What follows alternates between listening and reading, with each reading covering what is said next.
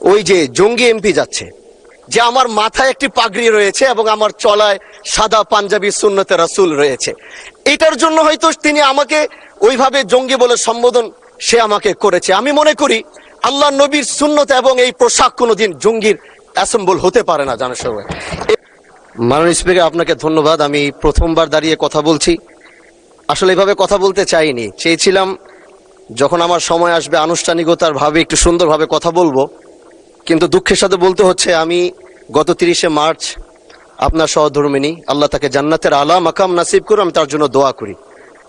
তিনার জানাজায় আমি এসেছিলাম এবং উপস্থিত হয়েছিলাম। দক্ষিণ প্লাজা থেকে যখন আমি ভিতরে ঢুকবো, একদম কাছাকাছি পিছন থেকে কেউ একজন আমাকে সম্বোধন করছিল, ওই যে জঙ্গি এমপি যাচ্ছে। তো এই বিষয়টা আসলে এইভাবে আসতো না। তো একটু পর থেকে সোশ্যাল মিডিয়াতে দেখলাম যে এই বিষয়ে খুব লেখালেখি এবং এই ভিডিওটা নিয়ে খুব আলোচনা চলছে, যেটি জাতীয় সংসদের একজন রানিং এমপিকে সংসদের কাছে যখন জঙ্গি বলে সম্বোধন করা হয়, আর এটার জন্যে এই সংসদের মান ক্ষুণ্ণ হয়েছে আমি মনে করছি।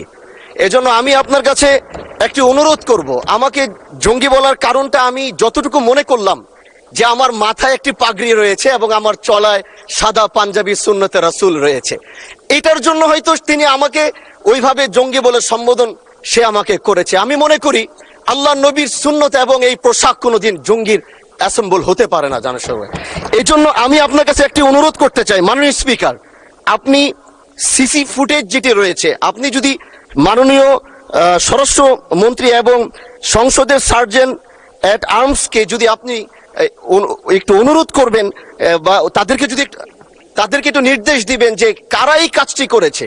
অবশ্যই এই কাজটি এই জন্য করেছে যেন এখানে আমাদের বিরোধী দল যারা রয়েছেন এখানে তাদেরকেও হয়তো তাদের সম্মান ক্ষুণ্ণ করার জন্য হতে পারে, ওখানে প্রশাসন দাঁড়িয়েছিল, প্রশাসনের সম্মানও ক্ষুণ্ণ করার জন্য হতে পারে। এই জন্য আমি চাচ্ছিলাম একটি সঠিক তদন্ত যদি আপনার মাধ্যমে নির্দেশনা আসতো তাহলে এই বিষয়টি ক্লিয়ার হতো। ধন্যবাদ। মাননীয় সদস্য, বিষয়টি অবশ্যই অত্যন্ত দুঃখজনক। আমি আপনাকে অনুরোধ জানাবো, বিশেষ অধিকার প্রশ্নে আপনি এ ব্যাপারে একটি নোটিশ দেন, বিষয়টি আমরা বিবেচনা করব।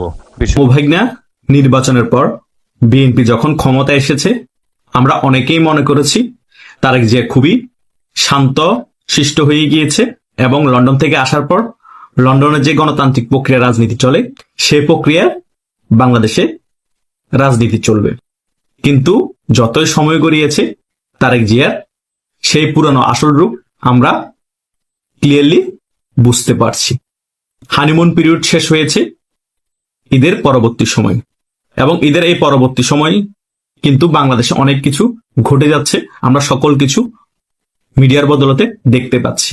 গত কিছুদিন আগেও কিন্তু সেনাবাহিনীর সাবেক লেফটেন্যান্ট জেনারেল মাসুদ উদ্দিনকে এবং সেনাবাহিনীর সাবেক লেফটেন্যান্ট জেনারেল মামুন খালেককে গ্রেফতার করা হয়েছে।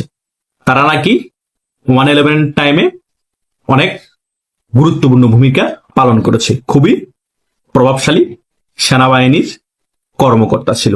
শুধু তাই নয়, 111 টাইমে যারা প্রভাবশালী সেনাবাহিনী কর্মকর্তা আছে সকলকে একে একে প্যাকেট করা হবে যারা বাংলাদেশে আছে।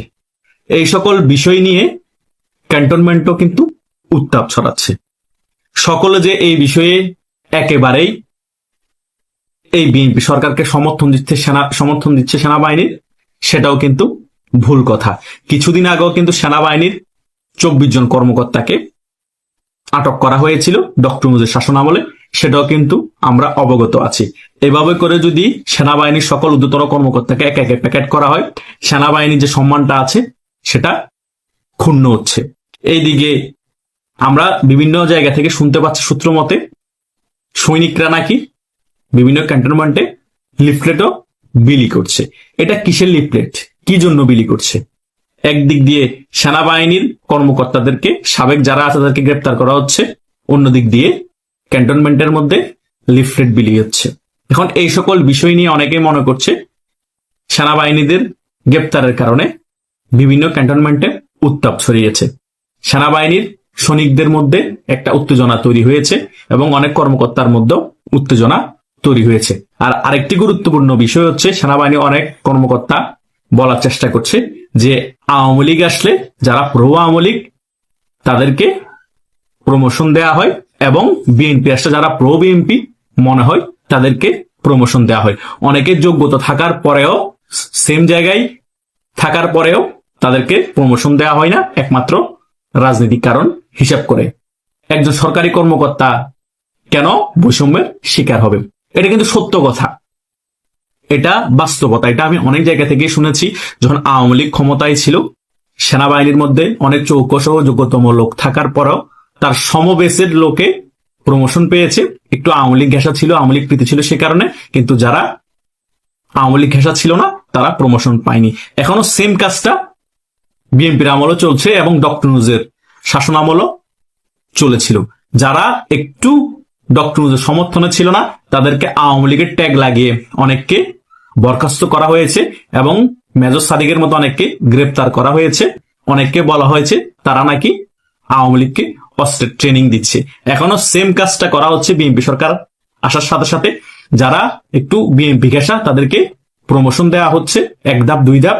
আর যারা মনে হচ্ছে বিএনপি ঘেঁষা না, মনে হয় নিরপেক্ষ বা মনে মনে আওয়ামী লীগকে ধারণ করে, তারা যে জায়গায় আছে সে জায়গায় তারা থেকে গিয়েছে। এই সকল বিষয় নিয়ে এবং সেনাবাহিনীদেরকে গ্রেপ্তার নিয়ে অনেকগুলো বিষয় একসাথে জড়িত হয়ে গিয়েছে। এই সকল বিষয় নিয়ে হয়তো বিভিন্ন ক্যান্টনমেন্টের মধ্যে লিফলেট বিতরণ হচ্ছে। এখন অনেকেই বলতে পারেন এগুলা হলে কিছুই হবে না, কি আর হবে? এটা সত্য কথা।